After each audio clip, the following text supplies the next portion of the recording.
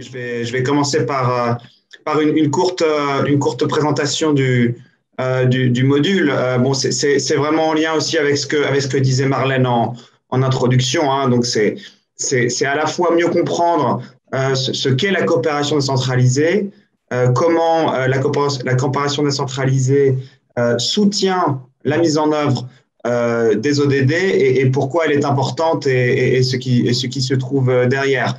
C'est vraiment essayer de transformer la coopération décentralisée à la lumière et vers la mise en œuvre des ODD pour l'agenda 2030. Donc, c'est essayer, en fait, par les différents modules, de découvrir les différentes pratiques de coopération décentralisée par le monde, les différents types de coopération décentralisée, ses modalités et ses flux. Alors, l'avantage, c'est de pouvoir s'impliquer un peu plus activement pour développer des compétences, les différents accomplissements, pour essayer d'en améliorer la pratique. Hein, on est dans cette logique un peu d'optimisation et d'accélération. Hein. Si on regarde un peu les enjeux, après 6 ans maintenant d'adoption de l'agenda 2030, on a un certain enjeu vraiment d'essayer d'accélérer et donc la coopération décentralisée un peu en soutien à cette accélération pour la mise en œuvre des ODD. Donc, trois outils, trois avantages pour le module. Donc, c'est de la documentation pour vous aider à formuler une politique de coopération décentralisée, donc plus de manière stratégique, de manière générale.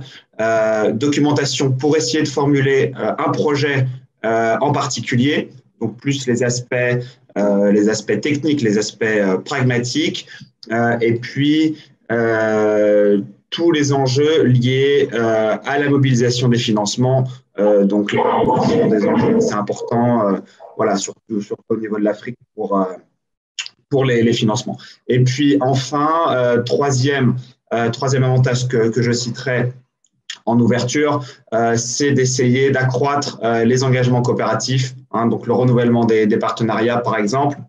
C'est ce que disait Marlène sur l'importance et la valeur de l'ODD 17, tout l'aspect central des gouvernements locaux et régionaux en termes de coordination avec les parties prenantes, hein, avec les partenaires de la société civile, mais aussi des autres niveaux de gouvernement, des réseaux, des organisations internationales qui sont sur votre territoire ou au-delà, et voilà, la contribution des partenariats territoriaux, on va dire multipartites. Donc, il y a un avantage stratégique de communication pour effectuer les rapports, pour éclairer toutes les initiatives de coopération décentralisée à destination, par exemple, des citoyens et des citoyennes.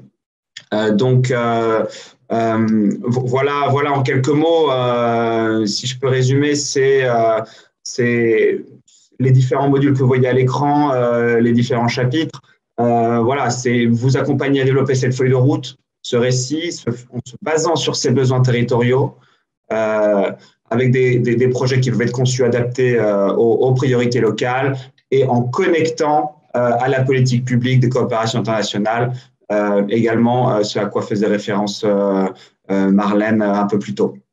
Voilà, on va les aspects financement, on en a parlé. La coopération décentralisée a besoin de ressources, a besoin de soutien.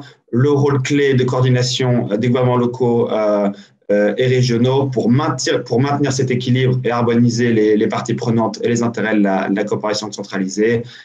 Et puis enfin, l'intégration de toutes les parties essentielles pour que la coopération centralisée soit le cadre et le processus en place pour maintenir en mouvement cette coopération et l'agenda mondial. Voilà, je serai pas plus long, mais on aura l'occasion d'aller un peu plus en détail un peu plus tard dans la troisième partie de cette introduction aujourd'hui. Voilà, merci beaucoup, chers collègues, et à tout à l'heure.